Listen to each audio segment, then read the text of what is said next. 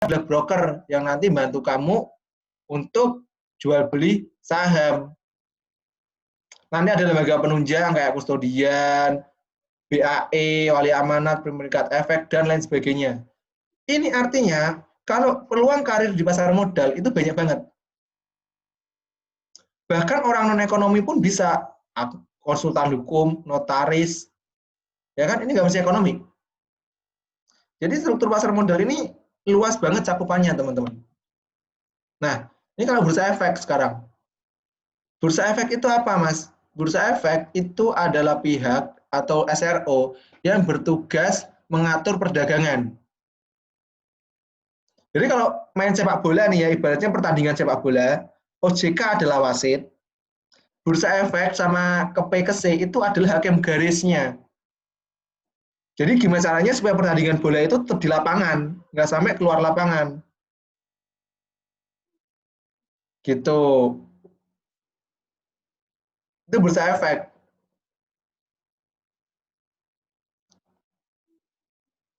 Nih market cap ya, ini market cap. Market cap itu adalah kapitalisasi pasar, dihitungnya adalah jumlah lembar saham beredar dikali harga saham. Nah, total market cap seluruh perusahaan, ada 700 perusahaan yang ada di bursa efek, 700 ya. Itu totalnya 6.000 triliun, Cah. Jadi uang di saham itu 6.000 triliun. 6.000 triliun, bayangkan teman-teman. Itu gede. Dan selama 10 tahun, rata-rata pertumbuhan market cap kita itu ada 10%. Jadi rata-rata itu setiap tahun market cap kita tuh tumbuh sekitar 6 triliun.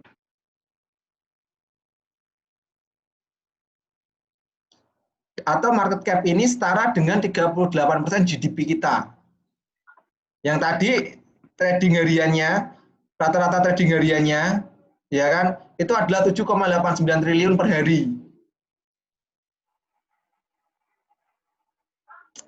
Nah, berapa sekarang jumlah investor di Indonesia, Mas? Jumlah investor di Indonesia per Agustus ya 2020 itu ada 1.300.000 sekian investor saham. Penduduk Indonesia data terakhir ya 2000 berapa berarti 2016 pot ya. Itu adalah berapa 236 juta. Maka ini ya belum ada 1%-nya, berarti masih 0,5%. Kalau pakainya seluruh investor di pasar modal berarti udah 1%. Jadi masih besar peluang pasar modal kita untuk tumbuh. Termasuk diantaranya mungkin teman-teman belum termasuk ke sini. Karena teman-teman belum punya saham. Nah, dari itu nanti buka rekening saham biar jumlahnya ini bertambah. Nah, oke, ini tugas bursa efek, skip aja.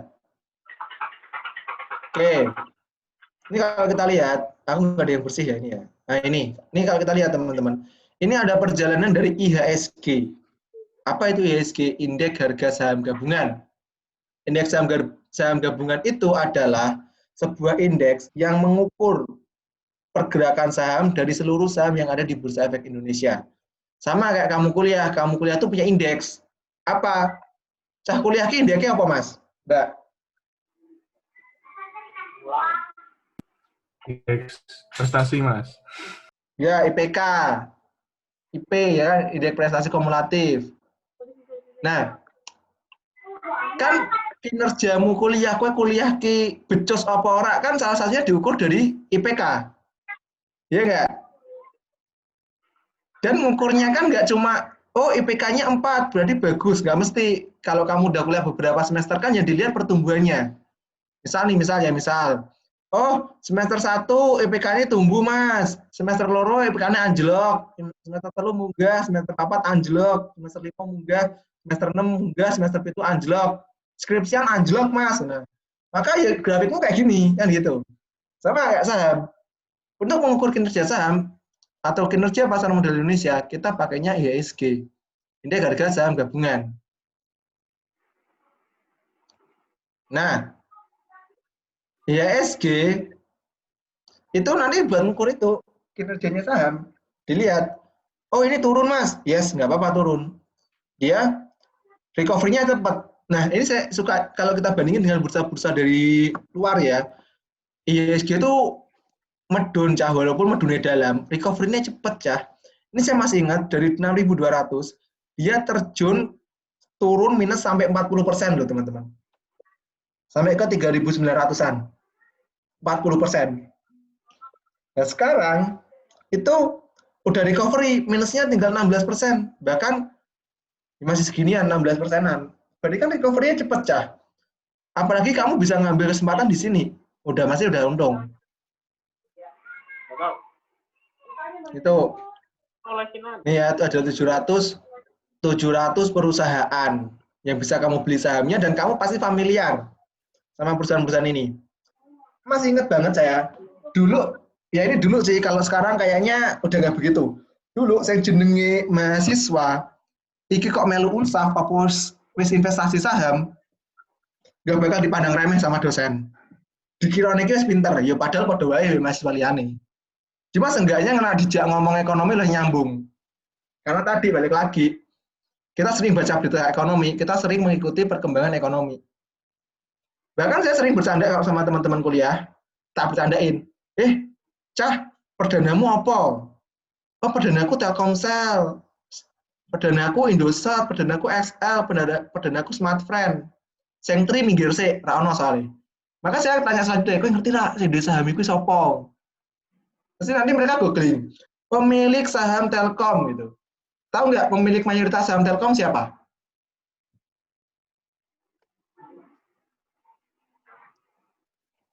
Ada yang tahu nggak pemilik mayoritas saham Telkom?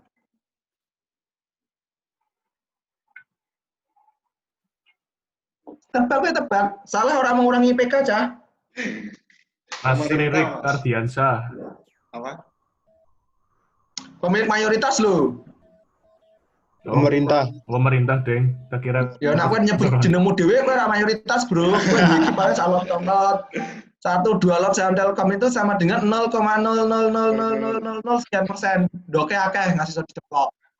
Pemilik saham mayoritas Telkom itu kalau nggak salah berapa ya? 40 apa 60%-nya gitu ada pemerintah. 52, Mas. 62% ya. Nah, wis bener ke. Aku sudah buka data, Mas. 62% adalah pemerintah. Nah, aku biar nak guyon karo kancaku, wah perdanamu Telkom, ngerti nak sendiri Telkom sapa? Dia googling. Tak omongi, rasa ada googling, Bro. Sebelahmu ki lho pemegang saham Telkom. Terus kita bangga coy pamer. Karena engko ana wong padu. HP ki sing apik iPhone, HP sing apik Samsung. Dilerai. Stop. Jangan berkelahi. Kenapa?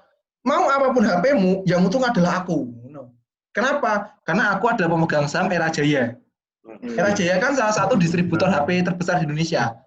Jadi HP-mu mau Samsung, mau iPhone, mau Xiaomi, Oppo, Vivo, Lenovo, itu Era Jaya yang mendistribusikan. Nah, ini saya terakhir. Teman-teman nanti di Unsaf itu mempunyai peran yang besar. Untuk apa? Untuk meningkatkan kepemilikan saham domestik. Maksudnya gimana, Mas? Jadi gini, teman-teman. Pemegang saham itu kalau dilihat dari kewarganegaraannya itu terbagi dua, yaitu pemilik saham dalam negeri dan pemilik saham luar negeri. Misal BRI itu 40% sahamnya itu berada di pasar modal, diperjualbelikan secara bebas. 40%. Namanya Bank Rakyat Indonesia. Tapi kamu tahu nggak, 35% dari total 40% sahamnya itu dimiliki oleh asing. Maka investor lokal itu hanya punya 5% dari total saham yang beredar di BRI. Jadi 60% pemerintah, 35% investor asing, 5% investor domestik. Lana BRI bagi dividen, maka dividennya akan diturunkan investor asing. Nah, maka dari itu ya kalau perusahaan bagus, dibeli aja. Ini nanti perannya akan meningkatkan jumlah investor domestik dengan teman-teman masuk ke pasar modal dan mengedukasi teman-teman yang lainnya terkait apa itu investasi. Terus Mas, pas 53. Itu dari aku teman-teman. Gitu aja. Oke, kita lanjut ke sesi selanjutnya. Terima kasih buat Mas Ian atas materinya yang informatif banget ya. Ya, untuk teman-teman silakan yang mau bertanya bisa ditulis di room chat sama nanti Resen ya biar dibacain.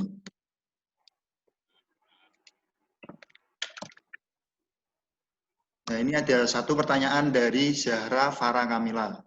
Selamat pagi Kak, saya Zahra Farah Kamila. Kak, bagaimana cara kita menilai perusahaan itu berkualitas sehingga kita bisa yakin untuk menanam saham di perusahaan tersebut? Dan saya pernah baca kalau salah satu penilaiannya itu melalui laporan keuangan. Nah, cara kita membaca laporan keuangan itu atau aspek utama yang perlu diperhatikan di laporan keuangan itu apa ya, Kak? Jadi ini ada dua pertanyaan ya. Oke. Tadi yang pertama ada Intinya cara sama menilai kok. perusahaan itu berkualitas sama cara membaca laporan keuangan. Silakan Mas Ian bisa ditanggapi. Oke, Mbak Zahra. Ini sebenarnya materi lanjutan. Jadi nanti kalau Unsaf ngadain sekolah pasar modal, coba diikutin. Cuma poin-poinnya adalah gini, kalau teman-teman udah belajar analisis laporan keuangan, dapat mata kuliah ALK atau akuntansi dasar lah, itu bisa kita baca secara akademis. Tapi kalau masih belum, ada cara simpel. Untuk mengetahui perusahaan berkualitas atau enggak, benar salah satunya dari laporan keuangan. Cara kedua adalah dari prospek ke depannya. Nah, di situ kalau kita ngomong laporan keuangan, berarti ada beberapa hal yang harus kita fokuskan. Pertama adalah neraca. Neraca itu berisi aset, hutang, dan ekuitas. Nah, tiga ini. Kalau kita ngomong aset, hutang, ekuitas, berarti kombinasinya adalah begini. Perusahaan yang bagus itu adalah perusahaan yang asetnya itu lebih tinggi dari hutang. Jadi misal perusahaan asetnya 100, ya hutangnya jangan 100. Tapi kalau bisa hutangnya di bawah 50, misal hutangnya ada 30 misal. Maka artinya perusahaan ini bagus karena asetnya 100, hutangnya cuma 30%-nya 0,3. Oke. Berarti ekuitasnya atau modal kerjanya adalah aset dikurangi hutang. Ketemu ekuitasnya 70. Jadi perusahaan yang bagus itu adalah yang tadi asetnya lebih tinggi dari hutang dan setiap tahun asetnya mengalami pertumbuhan. Itu. Setelah kita ngomong neraca, kita ngomong laba rugi. Laba rugi kita fokus ke pendapatan dan keuntungan. Revenue and profit. Perusahaan yang bagus itu adalah perusahaan yang revenue dan profitnya itu tumbuh. Stabil. Jadi misal 2015 revenue-nya 5 triliun, profitnya 1 triliun. Nanti naik ke 2016 naik hingga 2020 misal. Revenue-nya 8 triliun, ya kan? Terus profitnya misal 2,5 triliun. Nah, itu kan tumbuh dia. Nah, jadi perhatikan itu. Pertama adalah dari aset, hutang sama modal kerja. Yang kedua adalah dari laba rugi, yaitu pendapatan dan profit. Nah, selain itu, kalau kita ngomongin saham, berarti kita harus ngomongin keuntungan dari saham itu. Berupa apa? Capital gain dan dividen. Nah, kalau kita ngomongin capital gain dividen, maka pertama, ngomongin apa dulu? Ngomongin perusahaan ini rajin bagi dividen atau enggak? Karena perusahaan itu percuma kalau dia pendapatan atau asetnya tumbuh terus, tapi dia nggak pernah bagi dividen dan harga sahamnya nggak naik. Karena kan kita investasi ngejar dua itu. Maka cari perusahaan yang rajin bagi dividen, ya setahun sekali minimal lah bagi dividen. Yang kedua adalah yang asetnya itu setiap tahun, asetnya, harga sahamnya setiap tahun itu naik. Nah, dari situ, nanti jelasnya kita bahas di sekolah pasar modal. Boleh nanti teman-teman Unsaf agendain aja kapan sekolah pasar modal bareng IDX, bareng Pintrako. Gitu Mas Mufid. Ya, makasih Mas. Buat Mbak Zahra Farah Kamila, mungkin udah mewakili ya jawabannya. Silakan kalau ada yang mau tanya lagi, boleh. Silakan buat teman-teman yang ingin bertanya. Ya, ini ada dari Siti Mukoyima. Kak izin bertanya, kapan sih waktu yang tepat untuk kita membeli atau menjual saham? Nah, ini sering banget nih ditanyain sama teman-teman yang lain juga.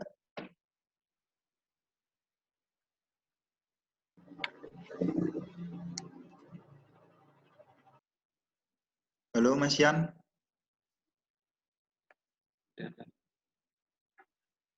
Oh ya, mungkin Mas Yan itu ya lagi Cek, terkendala. Mas. Ya, Udah ya? ya. Ini dari pertanyaan Mbak Siti Mukoyima. Kapan sih waktu yang tepat untuk kita membeli atau menjual saham, Mas? Nah, ini juga pertanyaan yang sering nih dari teman-teman juga. Oh. Ya Mas ya. Mas, kapan saat yang tepat untuk kita membeli saham?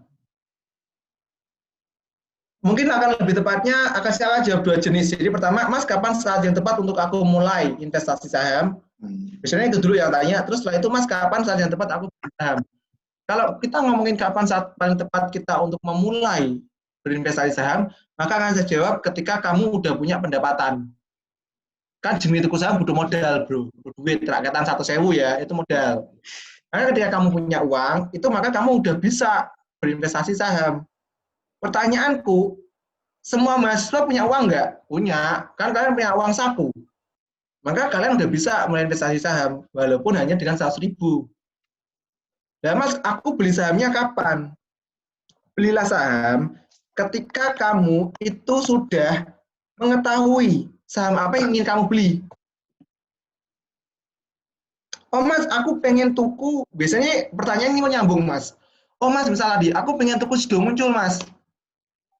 Harganya Rp700 per lembar Mas, misal. Berarti satu lotnya 70.000. Aku punya uang 100.000, berarti aku udah boleh beli Sido Muncul. Boleh-boleh aja.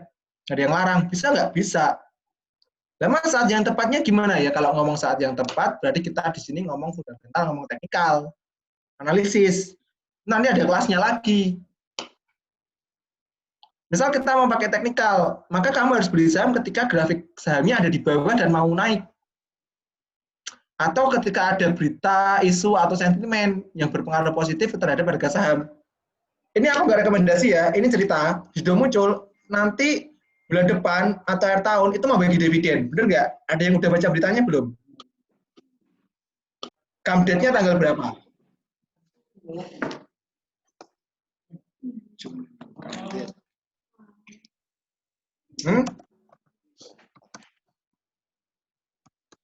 Belum baca, Mas. Belum. Tanggal 2. Oh, kemarin itu sekilas baca kok. Tanggal 2. Tanggal 2. Tanggal 2. Tanggal 2 November ya? Bulan 11. Nah, bulan 11. Berarti seminggu lagi, itu sudah muncul mau bagi dividen. Mas, caranya ngerti ngono ki piye, Mas? Gampang. Iki aku share screen-nya ya. Buku iki duwe HP, ya kan, kowe duwe HP kok juga buka TikTok terus. Kali-kali buka ngene. Ki, come date dividen Sido 2020. Nah. Oke, ASI malahan. Ini jadwal. Goleki nanti Sido kapan. Nah, nanti ada di sini kapan update-nya. Dicari. Tuh tadi udah dikasih tahu tanggal 2. Maka kalau kamu pegang saham Sido Muncul tanggal 2, kamu akan dapat dividen. Dividennya berapa rupiah, Mas? Neng RTI harus muncul biasanya. 11,5. 11,5 ya? Iya, Mas. Oh, ini wes muncul ki beritanya. Nah, kita baca yuk. Yuk kita baca. Misalnya ada berita nih, oh dia mau bagi dividen. Biasanya harga sahamnya akan naik sampai come date. Berarti sampai tanggal 2. Itu biasanya harga sahamnya akan naik. Tapi setelah itu, ex date, harga sahamnya turun sih. Dapat berapa? Dapat tadi ya, udah disebutin jumlahnya. Nah, nanti tinggal dihitung aja. Misal waktu itu aku beli saham Sido harganya Rp700. Dapat dividen misal Rp12. Maka berapa keuntungannya? Nah, dihitung aja, nanti ketemu, oh keuntungannya segitu. Jadi itu bisa jadi salah satu saat yang tepat untuk beli saham. Ketika kamu udah tahu teknikal atau fundamentalnya, atau ada berita yang mendukung harga saham untuk naik. Itu Mas, Mufid. Ya, terima kasih Mas Ian. Untuk Mbak Siti Mukoyimah gimana? Udah mewakili ya? Jadi buat beli saham itu kita harus tahu kapan waktu yang tepat sama analisis dari teknikal dan fundamental. Nah, buat yang mempelajari analisis-analisis tersebut, kita bisa lanjut ke sekolah pasar modal. Nanti mungkin bisa diikuti oleh teman-teman semua. Itu akan dibahas secara mendetail tentang gimana sih cara membaca chart di analisis teknikal, terus gimana sih cara membaca analisis fundamental, biar mengetahui gimana sih harga saham tersebut itu, perusahaan itu bagus untuk investasi kita maupun yang mau tradingnya. Ya oke, ada satu kesempatan lagi buat yang ingin bertanya.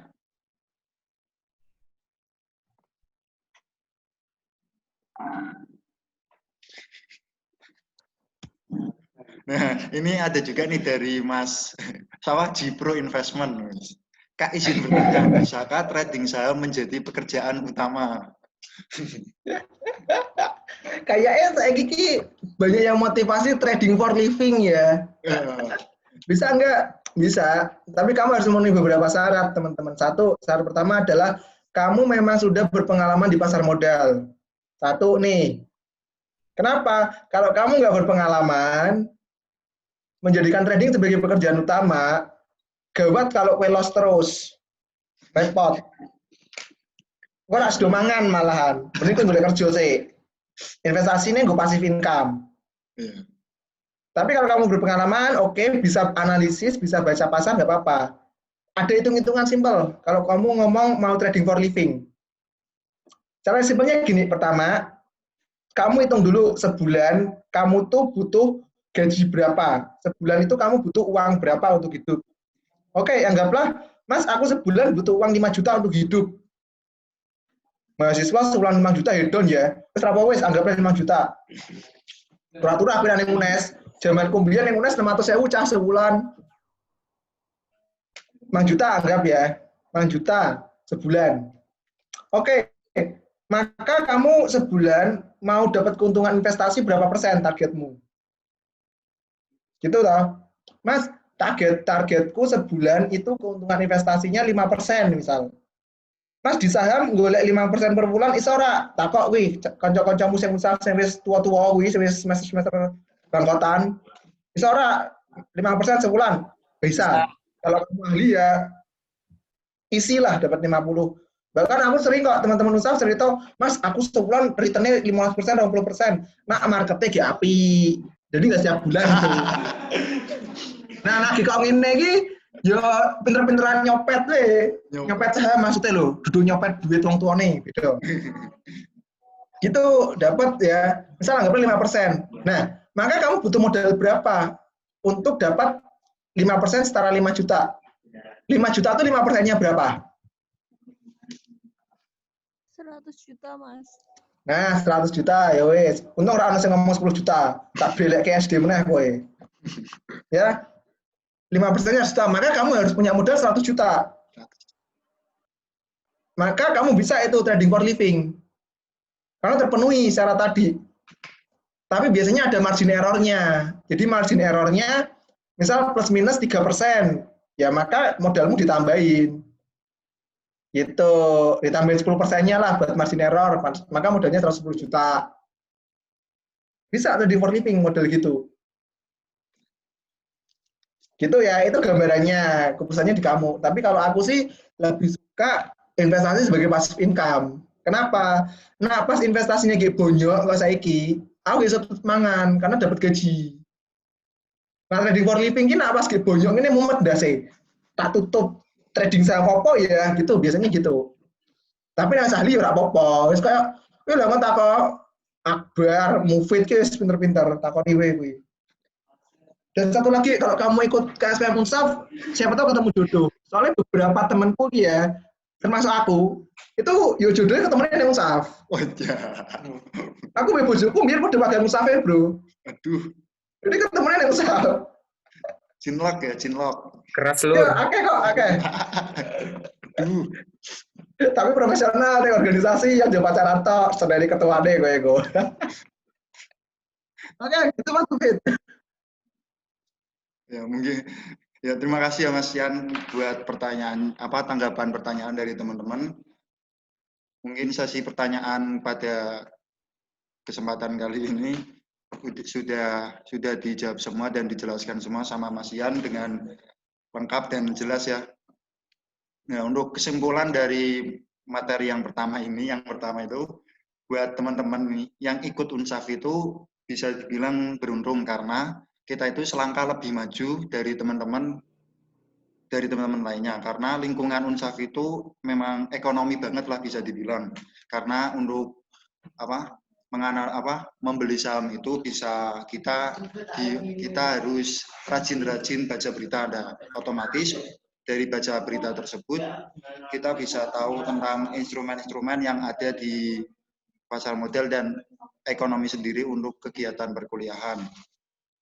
Lalu investasi itu ada dua, yaitu investasi langsung, yaitu berupa aset real, dan kemudian ada investasi tinggi pasar, investasi tidak langsung, yaitu aset keuangan atau melalui pasar modal.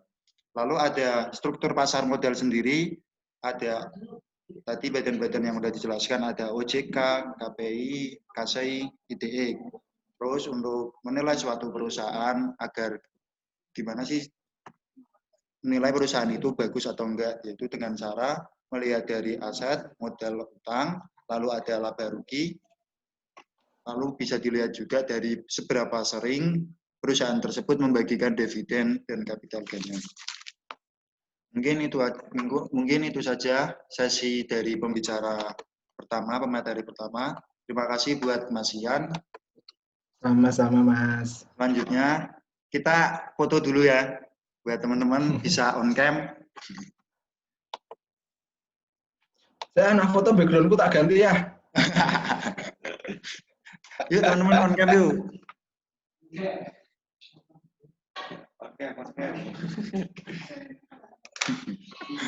Wih. Yes, ganti supermarket deh. Nah, nih. Slide pertama ya. 1, 2, 3. Lanjut ke slide kedua. 1, 2, 3. Slide ketiga. 1, 2, 3. Ya, udah. Terima kasih ya buat Mas Yan atas materi yang sudah disampaikan. Kita lanjut ke acara selanjutnya. Ya, buat selanjutnya ini ada materi yang akan disampaikan oleh Mas Niko. Halo Mas Niko.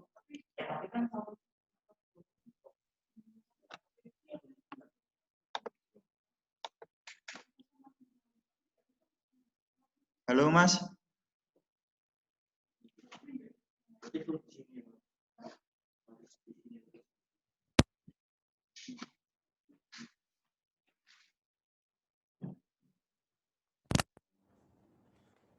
Cek.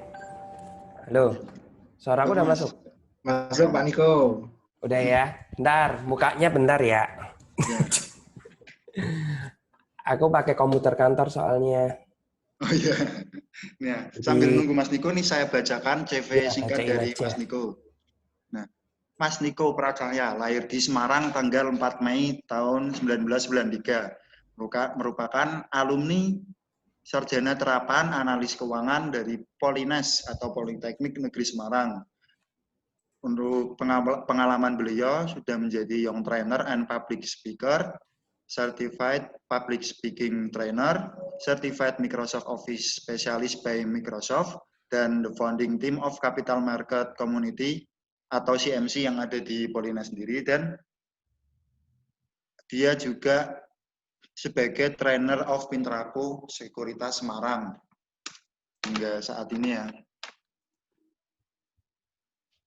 Nah, halo, gimana Mas kabarnya? Alhamdulillah baik. Ya. Muka aku udah kelihatan kan? Ya udah kelihatan. Nah, ini aku pegel loh megangin handphone. Ketemu lagi ya Mas, kemarin juga Mas Niko udah ngisi di acara UNSAF, ya Airing, memoderatori Mbak Wirda ya Mas ya. Iya, ada. Sempat di-mention juga kan di Instastory-nya. Mantap. Oke, mungkin teman-teman dari yang pernah ketemu ya. Iya, Nonton mungkin langsung, Deng. udah nggak asing lagi. Ini ada berapa peserta sih? Ada sekitar 52 peserta. Ini 52 peserta. Oke, nah ini mau dimulai kapan Mas Mufid? ya ini langsung saja Mas buat pemaparan materi yang kedua oleh Mas Niko, waktu dan tempat dipersilakan. Oke, bismillahirrahmanirrahim. Assalamualaikum warahmatullahi wabarakatuh. Waalaikumsalam warahmatullahi wabarakatuh. Salam sejahtera buat kita semua. Terima kasih untuk teman-teman UNSAF. Terima kasih Pak Ian. Halo Pak, besok Selasa kita ketemu lagi. Pak, nggak usah nunggu Selasa, Pak. Nanti siang ketemu lagi, Pak, peradaban. Kan online. Oh iya. Senin sama Pak Fani ya. Jadi nggak ketemu Mas Ian. Oke. Terima kasih untuk kesempatannya. Nah, pada kesempatan kali ini, karena ini tadi saya tanya ke panitia, ternyata banyak dari teman-teman yang ada yang sudah buka rekening, ada yang belum, ada yang sudah tapi belum transaksi gitu ya. Jadi di sini saya cuma mau ngobrol aja ya biasa, karena waktunya juga dikasihnya cuma berapa menit? 30 menit ya. 30 menit. Jadi kita ngobrol santai aja. Nanti kemungkinan saya banyak pakai layar ya, jadi saya nggak nampilin muka saya karena ini pegel ya megangi kamera HP. Jadi saya nanti langsung saya share aja layarnya. Nanti kita bahas aja di situ. Mungkin nanti saya menggunakan media whiteboard, jadi teman-teman ikutin aja perjalanan kita hari ini. Oke ya. Jadi buat teman-teman jangan sungkan kalau mau tanya tentang apapun.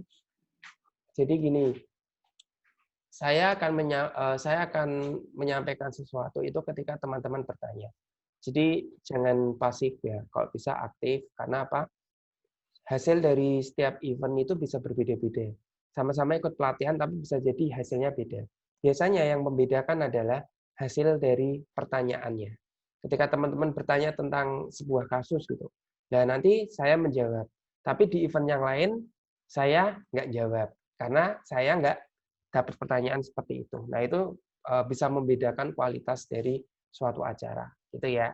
Jadi buat teman-teman, tanyakan aja, boleh di kolom chat, nanti bantu dengan raise hand, atau kalau mau langsung nampilin mukanya nggak apa-apa. Gitu ya. Oke, mungkin itu saja dari saya. Enggak ya, enakmen ya, cuman gitu. Oke, nah saya mau tanya dulu nih. Menurut teman-teman, saya izin menampilkan layar ya, Mas ya. Iya.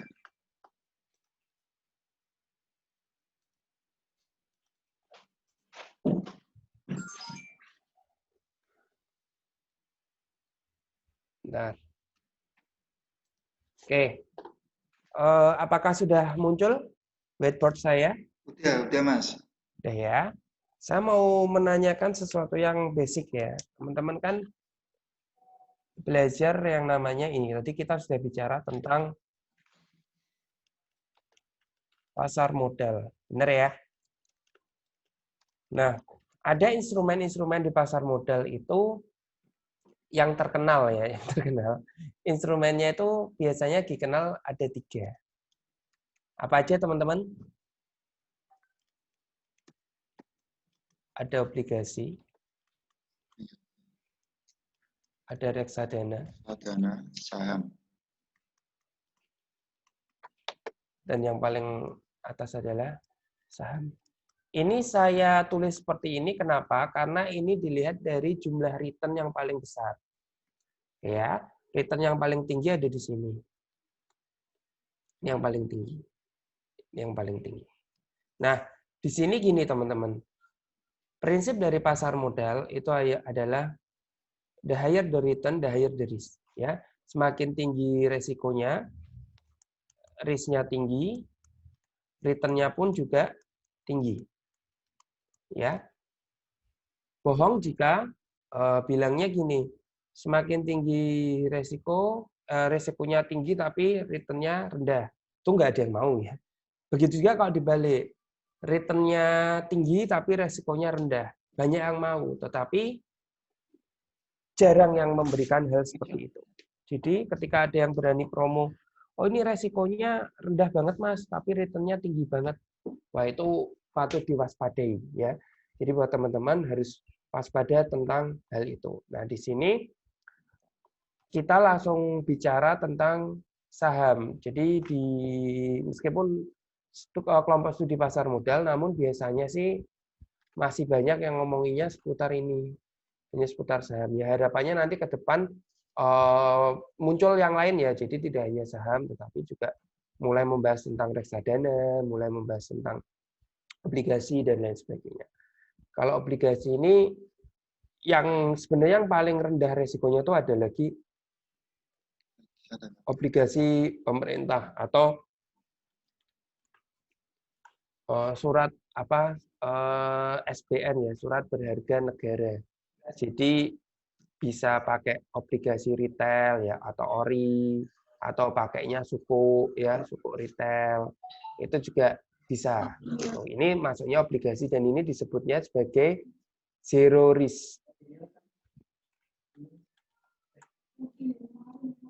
Zero risk. Jadi nol resikonya. Masa negara utang sama kita tapi mereka nggak mampu bayar kan agak nggak masuk akal gitu kan. Makanya disebutnya zero risk. Nah, buat teman-teman nih, Mas Niko, ini kan aku masih baru Mas. Aku harus gimana Mas Niko? Aku mau mulai dari mana kan gitu ya. Jadi di sini kita akan ngobrol aja nih. Kita harus mulai dari mana sih? Gitu. Sedangkan teman-teman kan kita memang belajarnya tentang ini. Belajarnya tentang saham. Ya. Nah, saham ini tadi kita sudah tahu bahwa dia return-nya tinggi, tapi risk-nya juga tinggi. Benar ya? Nah, return dan risk ini seperti koin, teman-teman. Jadi kayak koin, ada sisi depan, dan ada sisi belakang. Dan ini tidak bisa dipisahkan, teman-teman. Jadi nggak bisa dipisahkan. Ya, sama kayak return sama risk. Ini nggak bisa dipisahkan. Ini harus sepaket. Nah, kita tidak bisa yang namanya menghilangkan resiko ini, nggak bisa. Resiko ini dihilangkan, ini nggak bisa. Nggak mungkin bisa. Kenapa? Yang bisa kita lakukan adalah, kita meminimalisir resiko. Meminimalisir risiko kita. Yang bisa kita lakukan cuma itu. Kalau mau murni dihilangkan gimana nggak bisa. Jadi caranya adalah dengan meminimalisir risiko. Nah, selama ini yang kita pelajari harusnya kita juga mempertimbangkan risiko. Tapi namanya manusia ya, nggak pernah mikir ini. Yang dipikir adalah return. Ya, pinginnya return-nya tok, resikonya nggak ada. Padahal kita tahu gitu. Kalau resikonya itu pasti ada, gitu kan. Nah, tapi kita memang benar sih, wah Mas Niko, aku kan tipe orang yang positive thinking, Mas. Aku hanya selalu berpikir tentang return. Iya, benar. Ibaratnya gini, kita tahu nih naik motor itu punya resiko kecelakaan, gitu kan. Kita tahu nih, naik motor itu punya resiko kecelakaan.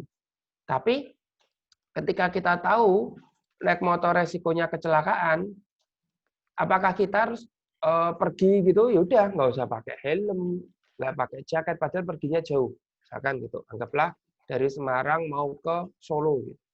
Kita tahu ini beresiko gitu. Terus kita milih tetap berangkat aja gitu. Kan enggak. Kita pakai helm. Ya, kita pakai helm. Helm ini bukan untuk menghilangkan resiko. Tetap kan bisa kecelakaan, bisa kalau naik motor ya. Kalau naik motor kan pakai helm. Nah, yang bisa kita lakukan adalah pakai helm ini bukan untuk menghilangkan resiko kecelakaan. Mau kecelakaan, wah pakai helm nih, nggak jadi kecelakaan deh, kan enggak. Gitu ya. Tapi helm ini berfungsi untuk meminimalisir resiko. Gitu. Jadi dari sinilah teman-teman kita akan belajar di sini ya. Jadi di acara-acara yang diselenggarakan oleh UNSAF, ya itu kita bicara tentang saham. Tapi harapan saya sih jangan hanya melulu teman-teman nyarinya ke sini terus ya. Ini kenapa saya sampaikan ini basic teman-teman. Banyak orang yang terjerumus ya. Ini kemarin nih, tadi saya habis ngobrol sama teman saya juga. Banyak berita tuh, ada orang yang kemarin kan berita tentang bank-bank syariah ya. Bank syariah yang BUMN ya. Bank syariah BUMN, mereka mau merger nih ya, semua bank. Bank Syariah Mandiri, Bank BNI Syariah ya. Terus bank ini BRI Syariah ya. Mereka mau merger. Nah, dari semua bank-bank ini yang sudah TBK hanya BRIS. Akhirnya orang memanfaatkan itu. Akhirnya benar beritanya digodok ya. Beritanya besar sekali, kemudian harganya naik melambung luar biasa ya. Nah, akhirnya dampaknya adalah beberapa hari ini saham ini HRB. Bahkan beberapa hari yang lalu itu ada yang beli di harga tinggi ya. Itu kemudian ada yang beli di 1.500 ya. Itu sampai jual mobil ada. Jual mobil, tujuannya buat apa? Jual mobil sekitar 200 jutaan. Tadi saya ngobrol sama teman saya. Kemudian apa? Sekarang udah rugi, unrealized ya, udah rugi 30 jutaan. Nah, kayak gitu teman-teman. Nah, ini kita selama ini hanya ngejar keuntungan. Iya, teman saya kemarin BRIS itu dia untung sehari itu tok ya. Dia baru mulai di pasar modal, baru top up. Itu dia udah untung dari BRIS sekitar 8 juta. Ya, kemudian apa? Dia nggak jual, dia masih terus bertahan. Akhirnya apa? Hari ini udah minus 5 juta. Ya, nah ini kan ada titik nolnya ya. Yang tadinya mau cuan, malah jadi ambiar ya, nggak jadi. Gitu ya. Nah, ini kan yang namanya resiko. Kalau ngomongin bagaimana cara memaksimalkan keuntungan, wah semua orang suka. Iya, kalau ada pelatihan gitu ya. Saya kan dulu di lembaga pelatihan. Kalau ngomongin bagaimana cara memaksimalkan keuntungan gitu, wah pesertanya ramai sekali. Bagaimana cara kaya dari rebahan gitu, wah itu ramai banget. Tapi ketika ada kisah, ada pelatihan bagaimana cara meminimalisir resiko, wah sepi penontonnya, nggak ada yang mau ikut. Ya, karena dianggap resiko itu, ya kita nggak usah mikir resiko, kita positive thinking aja gitu. Wah, itu nggak bisa. Kita harus bicara juga yang namanya resiko. Karena itu seperti yang tadi saya bilang, itu kayak koin ya. Jadi ada sisi depan dan ada sisi belakang dan itu tidak bisa dipisahkan. Gitu. Nah, buat teman-teman di sini yang mau memulai ya, yang baru mau memulai, saya bicara apa adanya gitu. Saya tidak melebih-lebihkan dan tidak mengurang-urangkan. Jadi biar nanti nggak kaget. Wah, katanya Mas siapa gitu keuntungan di saham itu bisa luar biasa. Ya, benar, luar biasa. Kalau kamu menemukan celahnya. Tapi kalau kamu tidak tahu harganya itu seperti apa, perusahaannya itu seperti apa, itu justru berbahaya, teman-teman. Nah, di sini saya nggak mau mengajarkan yang bahaya-bahaya. Oke? Nah, di sini kita kegiatan itu nggak cuma sekali, teman-teman. Maksudnya nggak cuma ini udah selesai, udah gitu, enggak. Tapi nanti kita akan ada kegiatan lagi. Jadi bersama teman-teman dari UNSAF, kita akan menyelenggarakan beberapa kegiatan. Jadi akan ada beberapa pelatihan, teman-teman. Jadi nggak cuma pelatihan ini aja gitu. Ini kan hitungannya apa, Mas? Ini pengantar ya, basic ya. Iya nggak sih, basic ya? Iya, Mas. Ngobrol santai. Ngobrol santai lah. Kita ngobrol santai ya, jangan ngomong yang berat-berat ya. Sharing-sharing. Betul, ngopi tapi aku rak dikirimi kopi gitu ya cerita di panitia. Acaranya ngopi kok aku rak dikirimi kopi. Nah, ini ketika kita ngomongin kopi, loh kok malah jadi ngomongin kopi? Salah. Ketika kita ngomongin tentang investasi, saya mau tanya, silakan teman-teman ketik di kolom chat ya. ketika kita ngomongin investasi yang terbersit di pikiran teman-teman apa? Saya mau dengar 10 jawaban, kalau belum 10 saya akhiri ya. Jadi minimal 10 orang menjawab, setelah itu saya lanjutkan. Kalau di bawah 10, ya udah saya akhiri. Oke ya, saya tunggu di kolom chat. Ayo. 10 orang. Menurut teman-teman investasi itu apa? Tadi kan udah dijelasin Mas Ian juga kan. Kalau dengar kata investasi itu yang terbesit di pikiran teman-teman itu apa? Yuk, 10 orang. Penanaman modal, masih 1 orang. Yuk, yang lain. Tanah, rumah, emas, saham. Terus yang lain. Penanaman aset, terus. Emas. Apa aja bebas ya. Ketika teman-teman di jalan dengar kata investasi, gitu, apa yang terbesit gitu. Apapun, sila ini baru 4, 5. Orang yang sama nggak tak hitung ya. 1, 2, 3, 4, 5, 6, 7. Adi Surah udah. 8, 9, 10, 11. Lanjut nggak apa-apa. Tak kasih waktu masih 30 detik.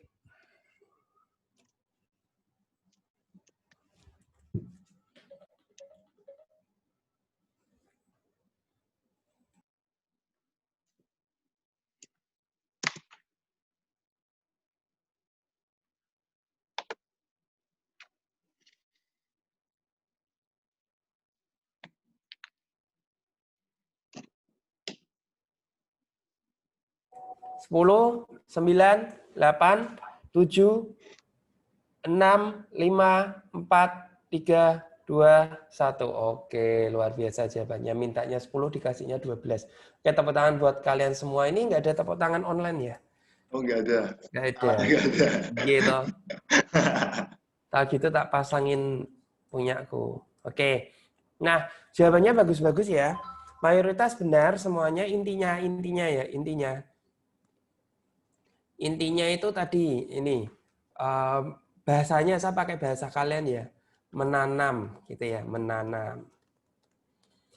Tadi nyebut ada emas, ada tanah, terus ada saham. Ada saham-sahamnya nanti aja, yang umum dulu aja. Jaminan masa tua. Saya ngikut bahasa kalian aja ya. Masa tua. Gitu ya. Terus modalin sama aja ya, modal. Menanam, tak gabungin sini, menanam, terus di sini ada modal. Terus nabung. Terus untung ya, mencari keuntungan. Nggak ada kayak yang cari kerugian ya. Terus ini untuk ditanamkan kemudian nah, menanam lagi ya, ditanamkan. Kebanyakan pakai kata menanam. Oke. Akan saya tunjukkan teman-teman. Gini, ingat ya, ini menanam. Kata yang paling sering ketika dengar kata investasi adalah kata menanam. Ya, kalian waktu zaman SD itu pernah nggak menanam kacang hijau? Ya, pernah nggak? Ya, pernah. Di kapas biasanya. Kacang hijau itu ditaruh di atas apa itu? Kapas ya. Kapas. Kayak gini nih. Menanam kacang hijau. Muncul di Google ternyata. Nah, nih jadinya seperti ini. Menanam kacang hijau. Persiapkan lahan, semai benih, tanam bibit kacang hijau, siram. Lakukan penyulaman, emang disulam ya. Lakukan penyiangan, pemalaman, ya, penyorean gitu ya. Beri pupuk, panen gitu ya. Jadinya tauge gitu ya. Nah, balik ke sini teman-teman. Ingat, tadi menanam kacang hijau ya, menanam kacang hijau itu ada beberapa tahapnya ya. Siapkan tanahnya, tempatnya dulu, medianya dulu. Berarti ada medianya. Kemudian siapkan bibitnya ya, bibitnya. Kemudian habis ditanam masih ada disiram, masih ada macam-macam lah, tadi ada penyiangan dan lain sebagainya. Nah, kemudian ada terakhir itu baru panen. Nah, ketika teman-teman berpikir bahwa nyebutnya itu investasi ya, investasi saham, investasi saham, tapi baru 2 hari, baru 2 jam, baru 2 menit misalkan, itu turun harganya, teman-teman udah panik. Itu nanam apa bukan? Kalian nanam kacang hijau gitu, terus baru ditanam gitu di atas kapasnya gitu kan, bibitnya, terus kalian ngecek nih, baru 1 jam deh ngecek, wih nggak tumbuh, ya Allah, aku orang paling gagal di dunia ini, nanam kacang hijau aja nggak tumbuh, gitu kan? Enggak, ya kan niat kalian mau menanam kan ada masanya panen, masa panen itu butuh waktu, kan gitu ya. Nah, kalau bicara tentang investasi, kita memang perlu adanya waktu. Waktu di sini berarti durasi ya, berapa lamanya. Sama dengan kita ketika berinvestasi, bah kita dulu investasi emas dan tanah. Ini juga perlu waktu. Ya, memang sih bilang investasi tanah itu menguntungkan gitu kan. Iya, benar. Tapi kalau kalian membandingkan investasi tanah dengan membandingkan investasi saham itu nggak fair. Ya. Karena gini, kalau kalian investasi tanah, saya yakin kalian ngeluarin uangnya di puluhan juta sampai ratusan juta. Ya. Baru di saham, kalian mengeluarkan uangnya cuma puluhan ribu, ratusan ribu sampai jutaan. Oke? Tapi kalian menyamakan, itu nggak fair. Ya, padahal gini, tanah pun itu butuh waktu. Apa iya kamu habis beli tanah nih di Gunung Pati ya dekat UNES, baru beli hari ini, 3 jam kemudian udah tanya, Pak Bu, tanah di sini udah naik belum? Kan enggak. Besoknya, Pak Bu, kemarin saya beli tanah, hari ini udah naik belum? Kan enggak. Emas juga gitu. Emas itu baru mulai melejit itu kan ya, tahun lalu saya masih sekitar 700 ribuan teman-teman. Ini udah 1 jutaan. Itu butuh waktu kan? 1 tahun. Saya punya 1 gram tau wis. Saya 700 ribu. Tahun ini 1 juta, anggaplah 1 juta lah. Saya cuan 300 ribu bro. Ya, dalam waktu berapa? 1 tahun. Gila. Gitu ya. Nah kan logikanya kayak gitu. Nah, ini juga perlu waktu. Jadi ketika kita bicara investasi, ini butuh waktu. Sama masa tua. Kalau berarti gini, kalau kita bicara investasi untuk masa tua, berarti kalau kamu beli saham sekarang, kemudian 2 jam lagi kamu jual, niatmu padahal investasi, itu berarti kamu sudah tua. Gitu ya. Karena niat kamu kan untuk masa tua. Berarti kan diambil di masa tua. Lah kamu belum tua kalau udah buat jual, berarti kamu sekarang sudah tua, gitu ya. Kita sesuai dengan jawaban dari teman-teman. Kemudian ini juga bicara tentang waktu. Oke ya, modal ya, kita butuh modal, gitu kan. Modal itu nggak harus selalu tentang uang ya. Modal itu nggak harus tentang uang.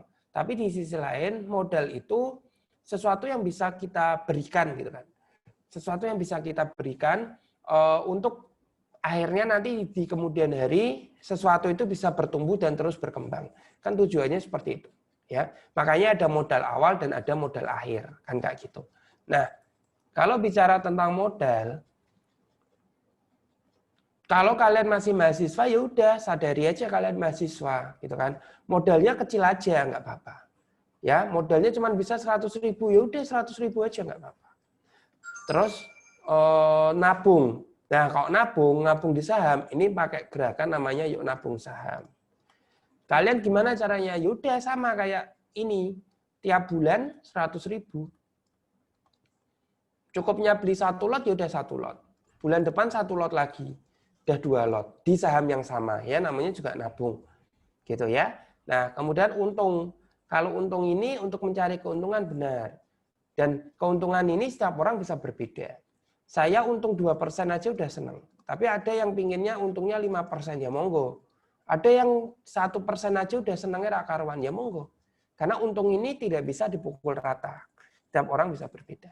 Nah, ini kita bicara tentang investasi. Jadi buat kalian yang awal tujuannya kalian adalah untuk investasi, kemudian nanti ujung-ujungnya trading, ini kenapa saya bahas ini? Karena saya dulu ngalami dan semua mahasiswa juga mengalami.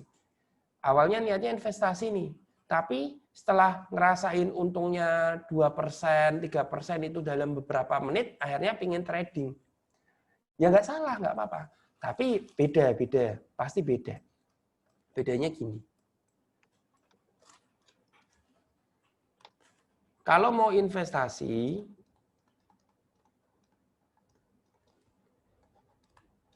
trading, ini pilihan sahamnya berbeda, teman-teman. Ya, kalau misalkan investasi harganya turun ya, kita udah beli, kita sudah beli, kondisi udah beli ya, udah beli kemudian harga sahamnya turun. Kalau kita tujuannya investasi, yang kita lakukan apa? Misalnya nih kita beli, kemudian udah turun 2%, tujuannya investasi nih. Yang kita lakukan apa? Kita beli lagi.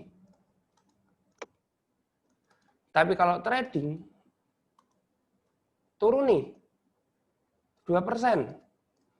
Yang kita lakukan apa? Cut loss. Cut loss. Beda.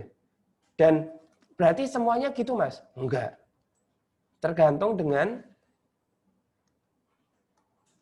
saham pilihannya.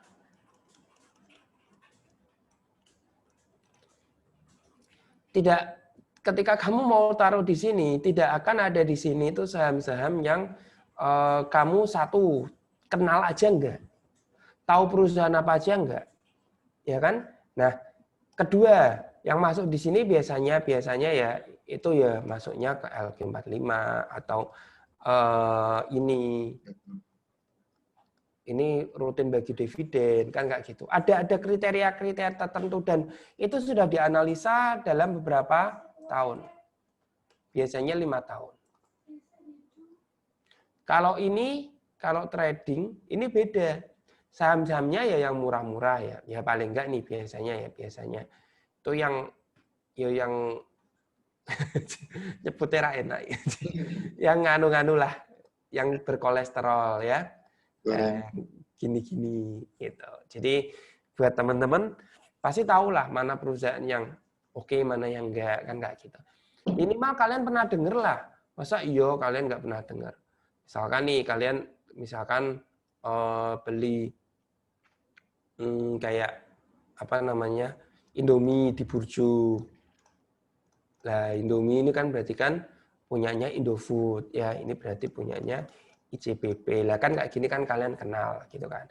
Terus ada lagi provider yang kalian pakai, Telkom, Indosat, Friend ki jane rak masuk sih, tapi kan masuk kriteria kenal ya, kenal dulu ya. Kenal. Terus saya mau nulis ini nggak tak lanjutin loh. Karena dia nggak masuk kriteria sebenarnya. Tapi kan kita kenal, minimal kita kenal. Terus ada XL ya, XL. Ini minimal kita kenal.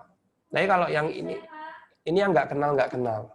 Kalian juga jangan main-main ke situ dulu, gitu. Dan saya kalau masuk ke sini, yang masuk ke pilihan sahamnya, saya analisa dulu kok. Kayak orang mau bikin skripsi gitu loh. Oh, saya analisa dulu.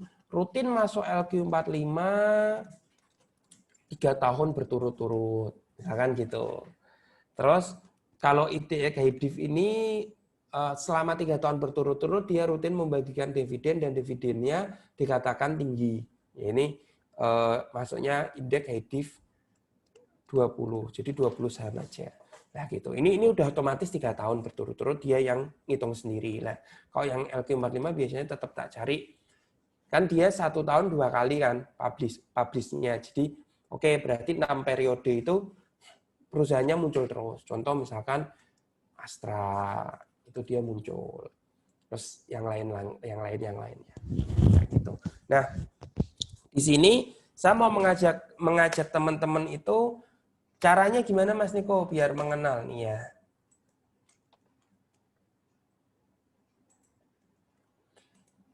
Gampang bro, cari aja di Google bro.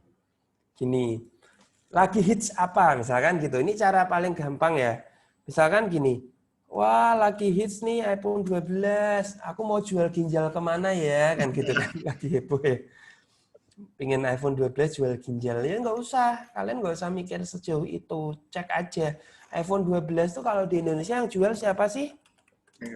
iBox. Ya, bener ya? iBox. Nah, iBox kita buka. Oke, iBox. iBox tuh dia jual iPhone 12, gitu kan?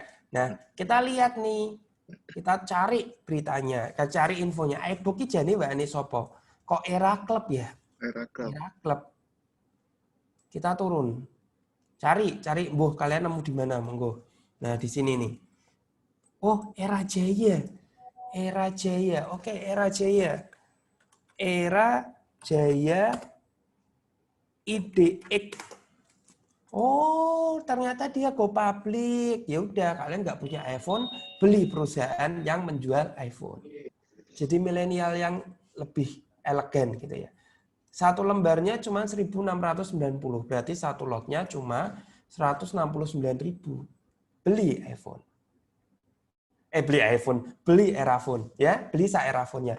Jadi ketika kalian beli ini berarti kalian membeli Eraphone cabangnya lengkap sak direksi ini ya, gitu. Jadi beli saham kita harus menanamkan hal-hal seperti itu. Kalian lihat, oh kondisinya kita analisa lagi, misalkan gini.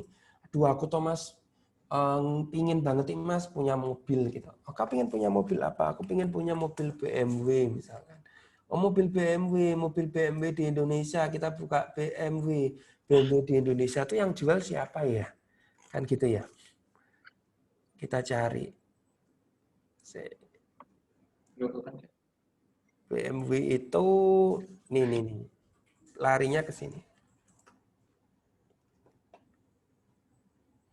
Nah, kalau di luar ini kodenya, kalau di Indonesia yang jual ini, Bro.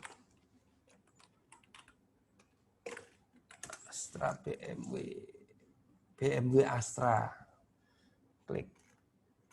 Oh, ternyata yang punya Astra.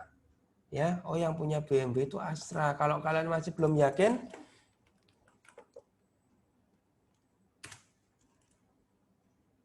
Astra, kita cari. PT Astra. Astra ini jane dodolannya apa wae sih gitu kan. Mobil, oh ini ternyata dia jual Toyota, Daihatsu, Isuzu, terus ada Peugeot, ada BMW. Oh berarti BMW itu punyanya Astra. Berarti yaudah aku beli sahamnya Astra. Kita cari Astra spasi IDX. Oh harganya Rp860. Oh yang ini CC. Nah ini. Oh harganya 5.300. Tadi Astra internasionalnya. Ini Astra motornya. 5.300. Berarti 530.000. Mas uang jajanku kurang. Yaudah enggak usah. Cari yang lain. Gitu ya. Kalau kalian belum bisa beli yang ini, cari yang lain. Ada 700 perusahaan kok. Jangan panik, jangan bingung. Kemudian kemarin kita kalau lihat analisanya tuh basicnya kayak gitu. Misalkan gini, oh kondisinya lagi kita gedein. Oh kondisinya lagi pandemi. Oh kondisi pandemi kayak gini tuh berarti kan ini kan penyakit ya. Penyakit itu sembuhnya karena obat. Nah, pandemik ini sudah menjadi bencana nasional. Nasional ini berarti urusannya pemerintah. Pemerintah itu punya perusahaan BUMN. Oke, berarti perusahaan yang menghasilkan obat itu kan berarti kan perusahaan farmasi. Oke, dari analisa ini kita lihat perusahaan farmasi BUMN menghasilkan ada Kimia Farma,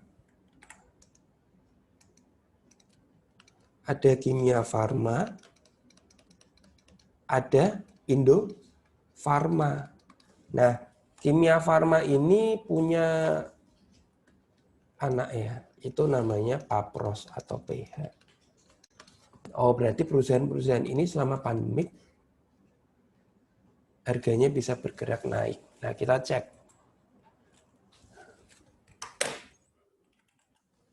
Kimia Farma, kemudian kita cek. Selama pandemik itu anggaplah udah 6 bulan ya. Bulan April kemarin itu harganya masih 1.290, bro.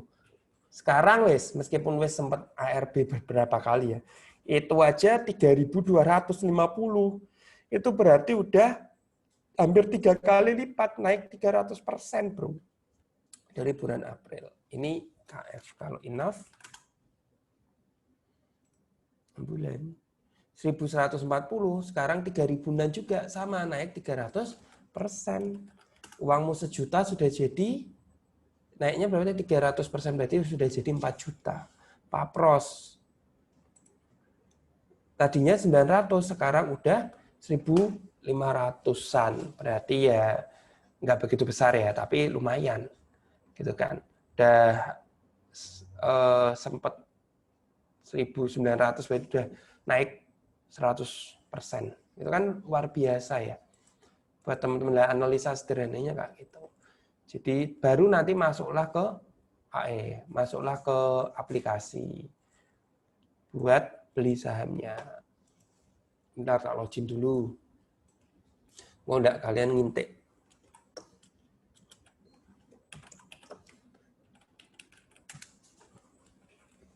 Kok nggak bisa? Kok nggak bisa sih?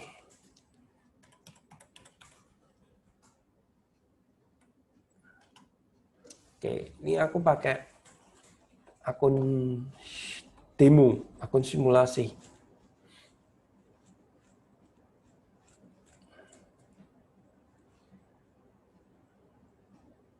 Nah, baru nanti kita cari, oh, Astra ini sekaligus kalian belajar pakai simulasi ya.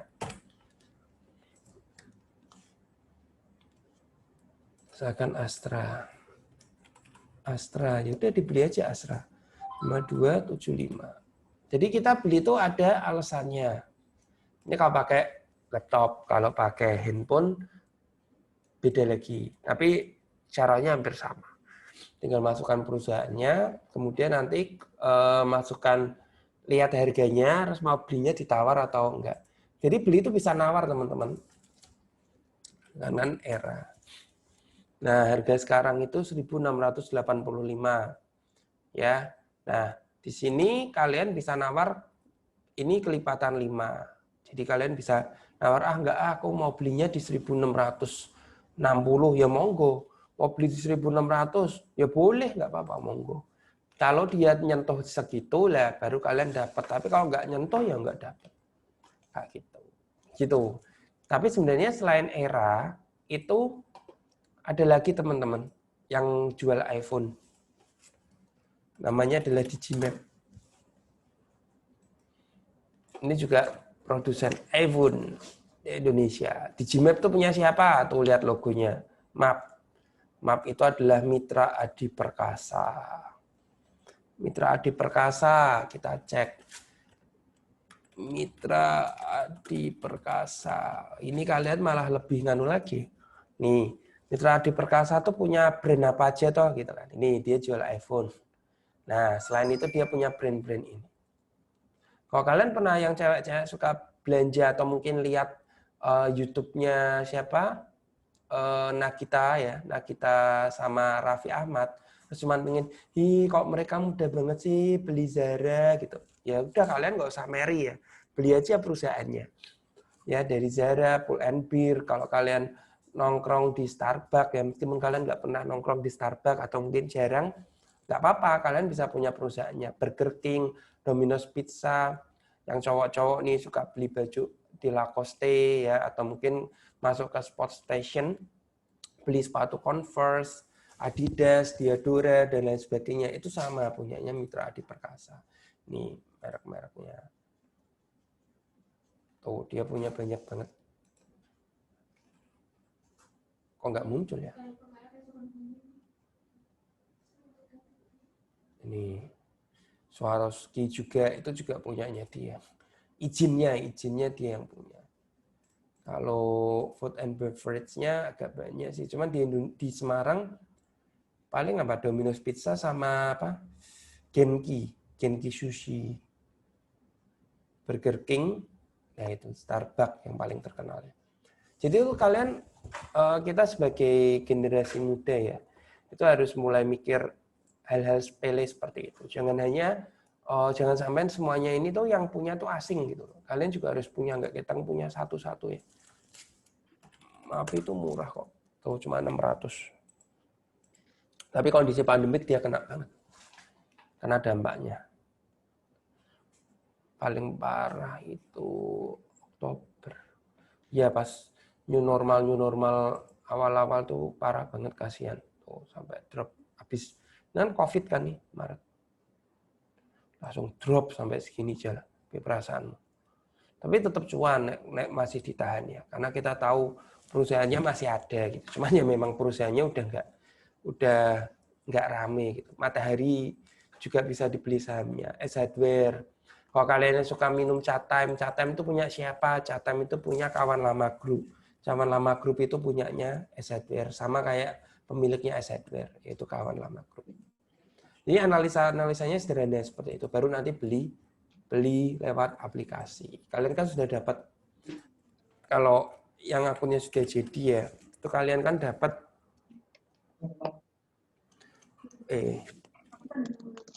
yang namanya ada kan username. Ini kan kalian yang bikin. Terus PIN dan password. Nah, ini kalian nanti ada bedanya ya kalau PIN, kalau password itu huruf dan angka biasanya. Tapi kalau ada yang pakai huruf semua ya bisa. Tapi kalau PIN itu 6 digit angka. Jadi biar kalian nggak bingung. Gitu. Nah, nanti tinggal login pakai username dan password, kemudian nanti masuk ke aplikasi, kemudian nanti transaksi. Gitu. Itu sih. Apalagi? Dah itu dulu. Kalau ada yang mau tanya, monggo.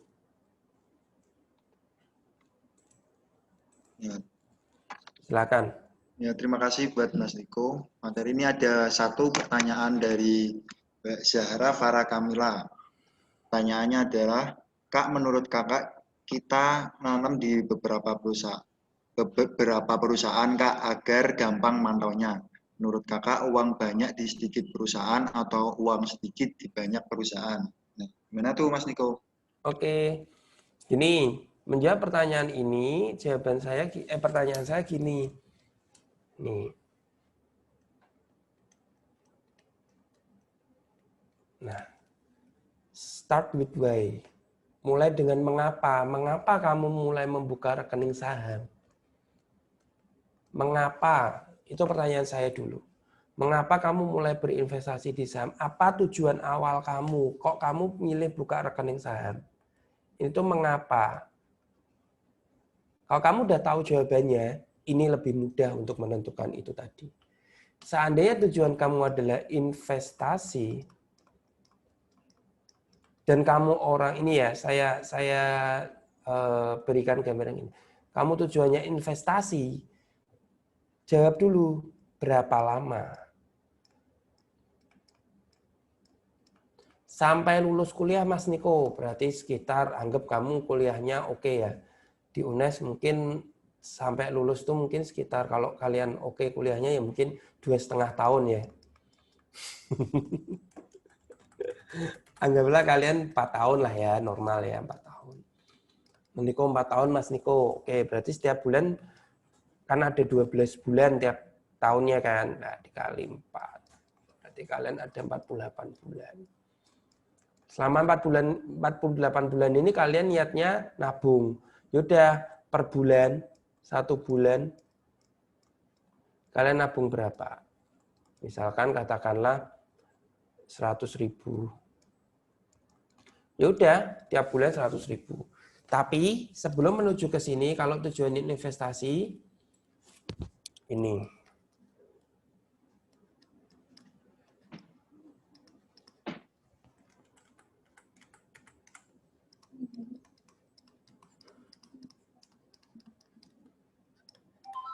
jeli pilih perusahaan. Ini mau nggak mau, bedah laporan keuangan.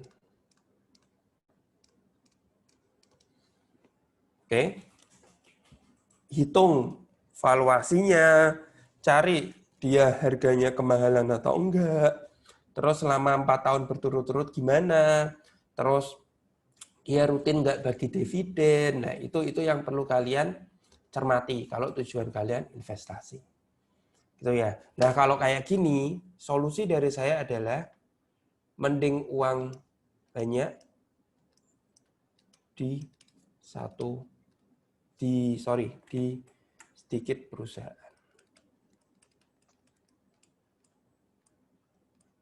Kenapa? Karena kadang kita naruh di banyak perusahaan itu karena kita tuh minder, kita nggak pede juga. Kadang kita merasa nggak pede gitu loh. Kalau wah satu perusahaan nih, kalau dia rugi gimana gitu ya. Kita kan nggak bisa menghindari yang namanya kerugian ya. Yaudah, asal kita di awal sudah jeli dalam memilih. Kalau kita di awal sudah jeli dalam memilih, ini insya Allah aman. Tapi kalau kita belinya masih by rekomendasi teman, kemudian kita nggak bedah langsung laporan keuangannya. Bedah itu bukan berarti harus anak ekonomi ya. Bisa pakai rasio-rasio keuangan gitu. Nah, itu bisa dipakai. Tapi kalau tujuan kalian itu masih memang bingung, Mas, kok aku tapi nggak mau, Mas. Kan ada nih yang bilang gini, jangan meletakkan semua telur dalam satu keranjang. Benar. Harus ada diversifikasi. Nah, itu bisa dilakukan dengan cara jangan semuanya itu banking misalkan. Misalkan portofolio kalian isinya ada banking. Semua gitu. Wah, ini bahaya. Kalau pas bankingnya turun, sahammu merah semua. Jadi ada banking, ada consumer misalkan kayak gitu. Ada consumer, ada misalkan ada properti. Nah, itu bisa menjadi diversifikasi. Kayak gitu, Mbak. Jadi pertanyaannya ini dulu, jawab dulu semuanya ya, buat semuanya ya. Ini. Kalau kalian ngomong, Mas Niko aku buka rekening saham karena aku pingin dapat tambahan uang jajan, gitu. Tambahan uang jajan dari saham, ya namanya kalian jajan tiap hari ya, jajan tiap hari berarti tujuan kalian ini. Kecuali kalian ada yang jajan itu setiap 1 tahun sekali, ya itu monggo. Kalau kalian tujuannya jajan biar bisa jajan tiap hari, pakainya ini. Nah ini pun ada tekniknya. Kalau yang ini namanya kita pakai money management kalau investasi. Kalau trading, nanti biasanya diajarkan kok. Kalau trading ini pakainya ini. Trading plan. Ini harus jelas juga untung, biar gampang karena dari tadi kita ngomonginnya risk sama return. Return berapa? Jual.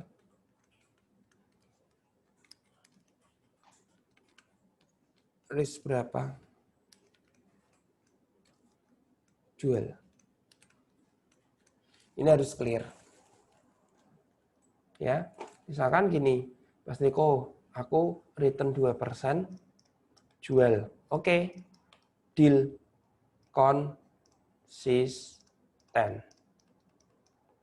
Mas Niko, aku turun nih sahamku udah turun berapa persen? Udah turun 3%. Oke, jual konsisten. Oke.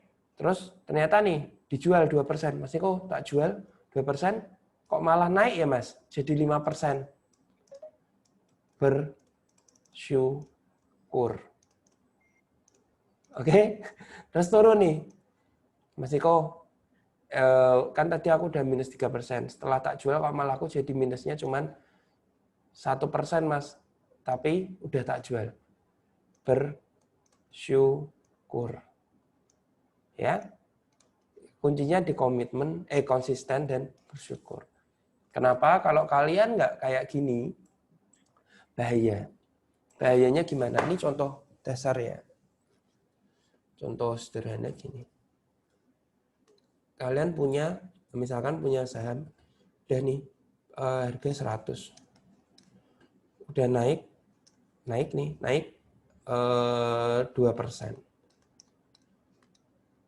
Gede sih. Kalian udah naik 2%. Kemudian apa? Kalian nggak mau jual, karena kalian punya pikiran gini, pasti naik lagi.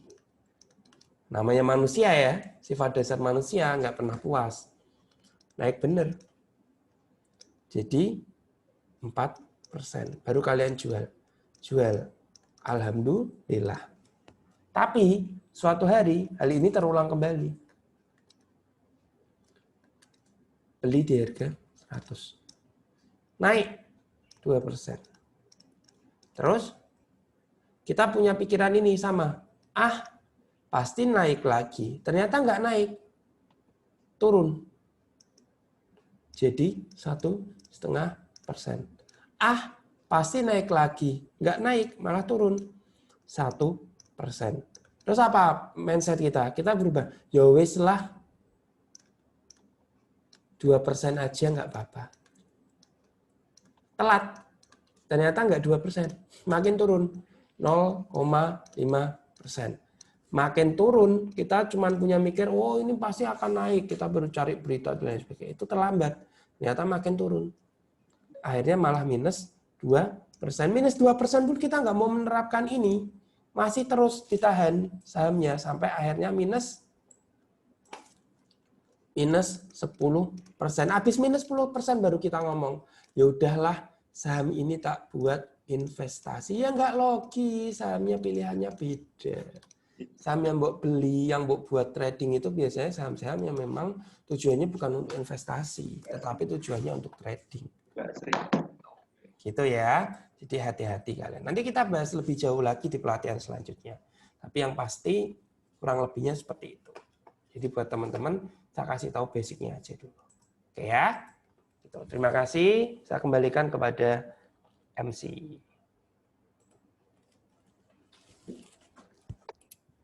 Oke, terima kasih buat Mas Diko atas penjelasan yang lengkap banget tadi dari mulai trading sampai investasi ya. Mungkin kita karena berhubung waktunya terbatas, kita nyediain satu pertanyaan aja ya untuk selanjutnya. Kita sebelum mengakhiri sesi ini, kita foto lagi yuk bareng Mas Diko. Silakan bisa open cam semua teman-teman.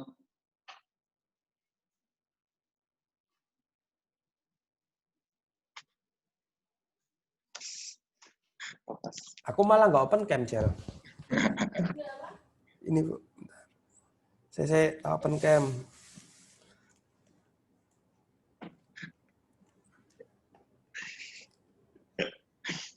Masuk nggak? Masuk. Balik ya? Balik. Nah ini untuk slide pertama yuk. 1, 2, 3. Slide kedua. 1, 2, 3. Slide ketiga yuk. 1, 2, 3. Nah, terima kasih ya buat teman-teman sama Mas Niko. Untuk kesimpulannya, di pasar modal itu ada beberapa instrumen, yaitu ada saham, reksadana, dan obligasi. Dan tingkat return dan resikonya yang paling tinggi itu dari saham, reksadana, kemudian ada obligasi. Terus kita juga sebelum memulai investasi, kita juga harus menentukan orientasi kita. Kita memilih di instrumen apa, apakah kita memilih di saham dengan reksadana dan obligasi dengan menimbang dari return dan resiko tersebut. Lalu untuk investasi saham sendiri ada 2 macam, yaitu ada investasi dan trading. Ini untuk memilih apakah perusahaan sedikit banyak uang atau gimana ya sarannya. Terus yang investasi itu tips-tips dari Mas Niko itu dengan harus jeli pilih emiten dengan membaca atau membedah laporan keuangan agar mendapat return yang maksimal. Lalu yang untuk trading, kita juga harus membuat trading plan, yaitu menentukan return dan risk, dan kita melakukannya secara konsisten. Dari tadi apa yang udah disampaikan, kita returnnya misal udah 2%, kita konsisten 2% terus. Terus kalau mau risknya, resikonya mau 3%, ya 3% terus. Jangan sampai yang merubah arah dari yang tadinya trading ke investasi, itu bisa bahaya buat kesehatan jantung. Mungkin itu saja untuk sesi pemateri yang kedua. Terima kasih buat Mas Niko dan Mas Ian yang udah menyampaikan materinya dan ilmunya. Oke. Yang Brisnya bangun. berguna dan informatif, dan ini bisa berguna di dalam pengaplikasiannya saat kita memulai investasi, sama bisa juga berguna saat perkuliahan berlangsung, ya mungkin bisa sewaktu-waktu bisa ditanyakan dosen, kita jadi lebih tahu. Terus mau mengingatkan aja nih buat teman-teman, buat nanti malam untuk mini gamesnya itu nanti malam ada hadiahnya juga, ada berupa giveaway akun saham. Nah, itu dilaksanakan di jam 7. Buat linknya nanti bisa dicek di poster, sama nanti dibagi di-share di grup yang sudah tersedia. Mungkin cukup itu saja pertemuan ngopi pada acara pagi hari ini.